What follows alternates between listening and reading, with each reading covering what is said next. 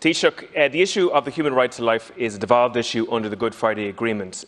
Yet, Northern Secretary Brandon Lewis has driven a coach and four through devolution and the Good Friday Agreement and sought to introduce an extreme form of abortion legislation on the people of the north of Ireland against their will.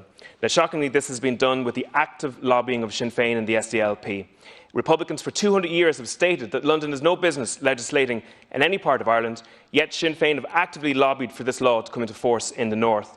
Colm Eastwood and Claire Hanna have reversed the policy of the SDLP that goes back to John Hume and sought to actively campaign for the commissioning of this British abortion legislation. In every poll carried out in the north for the last number of years, the majority of the people believe that the issue of abortion should be decided in Stormont. Even those in support of abortion should feel that it should be decided in Stormont. And every time this vote has come up in Stormont, the representatives of the people of the north have voted against abortion being introduced into the north.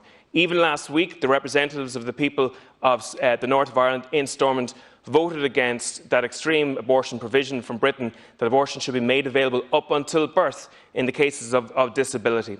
We in Aon2 are in communication with our legal advisers to see can we bring a case in protection of the Good Friday Agreement against the Northern Secretary. The question I have for you is, what has the Taoiseach done to defend the Good Friday Agreement and devolution on this issue? And in terms of the broader issue of the provision of abortion services, I think in the first instance, no one should have a veto, in my view, on general policy issues of that kind. And in terms of, again, I haven't engaged in that issue, and I haven't had discussions with the First Minister or the Deputy First Minister, nor have they had with me, and nor have they raised the issue with me either.